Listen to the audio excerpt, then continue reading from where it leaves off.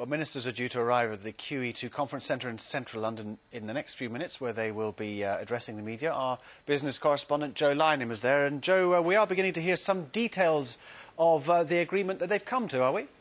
Yes, I mean, Hugh made reference to the French position being softened, and possibly that's true, but what they have done is they come up with a form of words which pleases all sides, as they always do in these occasions. And let me read to you what I have learned will be in the final communique, which is being printed as we speak. It's very wordy, so bear with me, if you will. The Financial Stability Board has been tasked to explore possible future approaches to get firm limitations on total variable remuneration in relation to risk and long-term performance.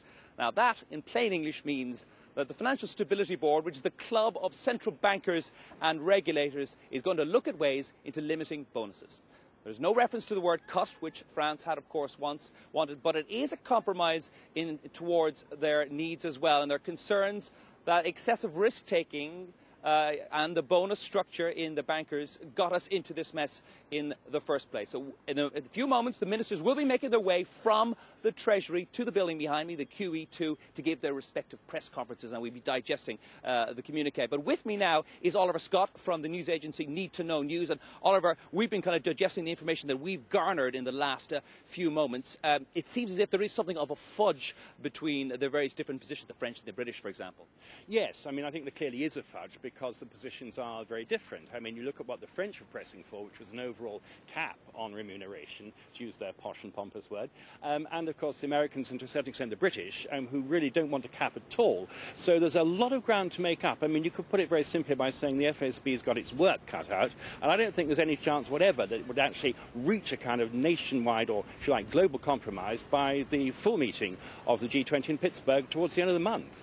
Do you think the politicians were pressurised into handling this bonus issue? That it's not the most important issue. Growth and reform are important, but not necessarily what a banker is paid. Do you think the voters decided to pressurise the politicians and they've had to react?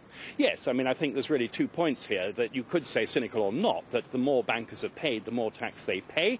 And, of course, the British national finances can do with all the cash they can get.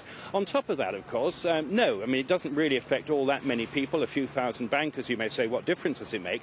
But, of course, there is a seething anger about the way bankers have been taking all this money. That's the way it's perceived. They've done a disastrous job, so much so that banks have had to be taken wholly or partly under the national exchequer, so to speak, into public ownership, and people are fed up and they want to see action. One final issue, Ollie, IMF reform, World Bank reform. It's been a long time in the offing, long time debated. It looks as if there's really headwind now about reforming the systems. Yes, I mean, I think there is. I think that the IMF is essentially an outdated institution in as much as we're looking really here at a post-Second World War foundation. So there's plenty of room for change here. I mean, at the moment, the Netherlands, for example, has got as much voting power, as much voting rights as, say, China. And a lot of people think that this is manifestly outdated. There are problems here, of course, because the richer countries don't want to give up their voting rights. They're reluctant to part with the power they've got. So there could be a bit of a battle there as well. Ollie, stay with us. That's Oliver Scott there from Need to Know News. He's going to stay with us. The press conferences should be starting in about 25 minutes, I'm told. Alistair Darling, the chairman of the G20 finance ministers now in London, he will be the first to speak, followed by Timothy Geithner on the American side, and there will be a joint German and France press conference happening roughly around 4:15 or so, and the more we know, we'll bring it straight to you.